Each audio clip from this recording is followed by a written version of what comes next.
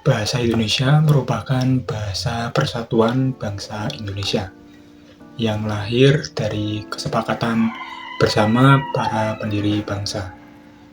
Bahasa ini tidak hanya berfungsi sebagai alat komunikasi, tetapi juga sebagai simbol identitas nasional dan pemersatu bangsa yang memiliki latar belakang budaya, suku, dan bahasa daerah yang beragam.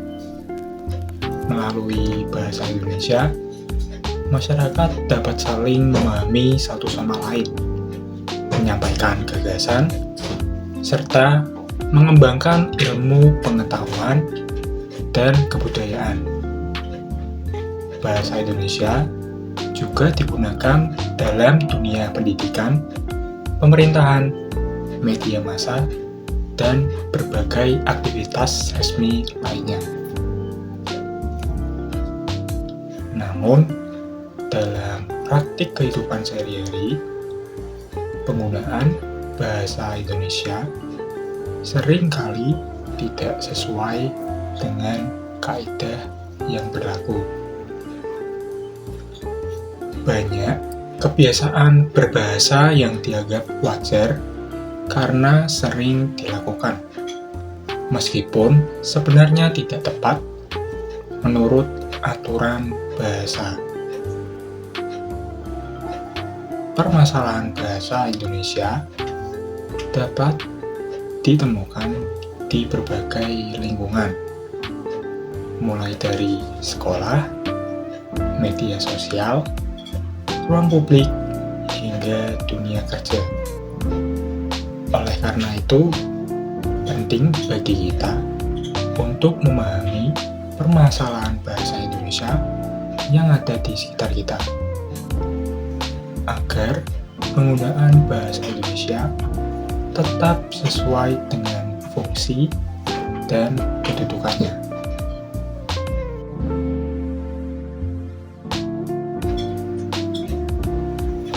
Salah satu permasalahan yang paling sering dijumpai adalah penggunaan bahasa gaul dan singkatan secara berlebihan, terutama di kalangan remaja dan generasi muda.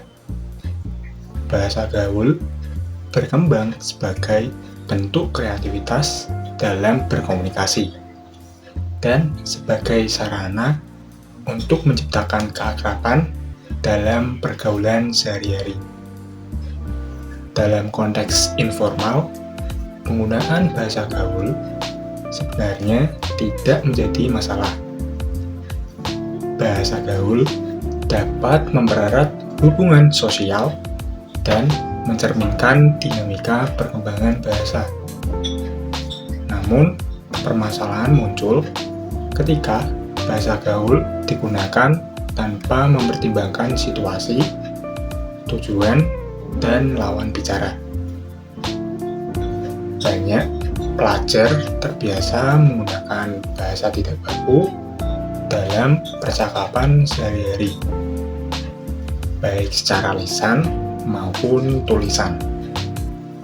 Kebiasaan ini kemudian terbawa ke dalam tugas sekolah, laporan akademik, surat resmi, dan bentuk komunikasi formal lainnya. Akibatnya, kemampuan menggunakan bahasa Indonesia baku menjadi semakin berkurang. Pelajar menjadi kurang terbiasa menyusun kalimat yang sesuai kaidah, memilih kata yang tepat, serta menggunakan struktur bahasa yang benar. Jika kebiasaan ini terus dibiarkan, maka penggunaan bahasa Indonesia baku akan semakin jarang digunakan, terutama oleh generasi muda. Halo, lo di mana? Kayaknya gue penting deh, gue mau liburan ke I don't know where and chill gitu. Toxic banget gak sih kalau kerja, terus apalagi banyak kerjaan gitu lately. Dan itu bikin gue overthinking. Terus lo gimana? Jadi please jangan bugger gue dulu selama gue benerin mood. Gue lagi butuh mental support.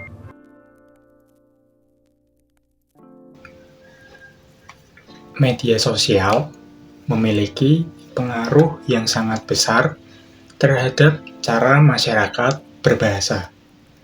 Platform seperti WhatsApp, Instagram, TikTok, dan Twitter mendorong penggunaan bahasa yang singkat, cepat, dan praktis. Dalam komunikasi digital, banyak orang terbiasa menggunakan singkatan, pemendekan kata, serta simbol dan emotikon untuk menyampaikan pesan.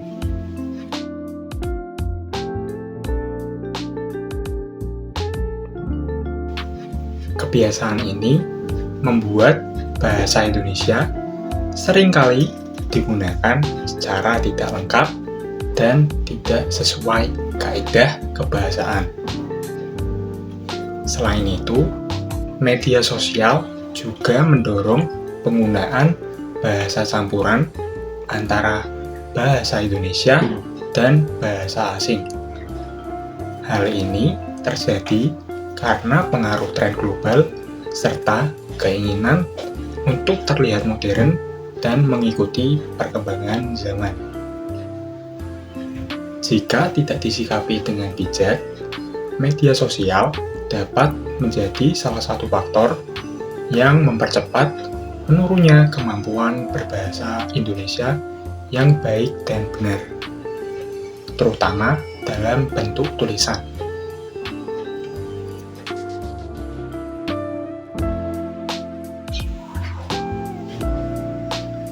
Selain pengaruh bahasa gaul dan bahasa asing, kesalahan dalam penulisan bahasa Indonesia juga masih sering ditemukan. Kesalahan ini berkaitan dengan penerapan pedoman umum ejaan bahasa Indonesia atau POEPI. Kesalahan penulisan kata depan, imbuhan, huruf kapital, serta tanda baca masih sering dijumpai di ruang publik. Spanduk, papan pengumuman, iklan, hingga media daring kerap menampilkan penulisan yang tidak sesuai kaidah. Kesalahan-kesalahan tersebut sering dianggap sepele. Namun, jika terus dibiarkan, masyarakat akan terbiasa melihat dan meniru penggunaan bahasa yang salah. Akibatnya, kesalahan penulisan menjadi sesuatu yang dianggap normal dan sulit diperbaiki.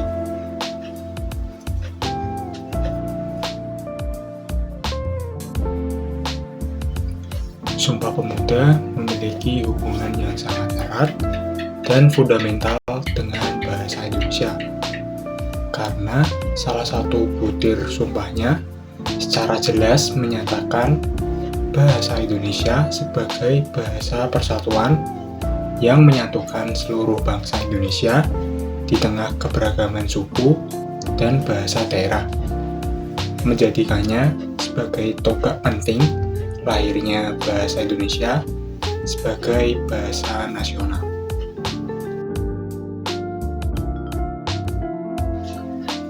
Jika berbagai permasalahan bahasa Indonesia ini dibiarkan, dampaknya tidak dapat dianggap sepele. Miskomunikasi dapat terjadi dalam berbagai bidang kehidupan, termasuk pendidikan dan dunia kerja. Kemampuan menulis formal dan akademik dapat menurun, sehingga memengaruhi kualitas sumber daya manusia. Selain itu, identitas bangsa juga dapat melemah dengan berkurangnya penghargaan terhadap bahasa Indonesia.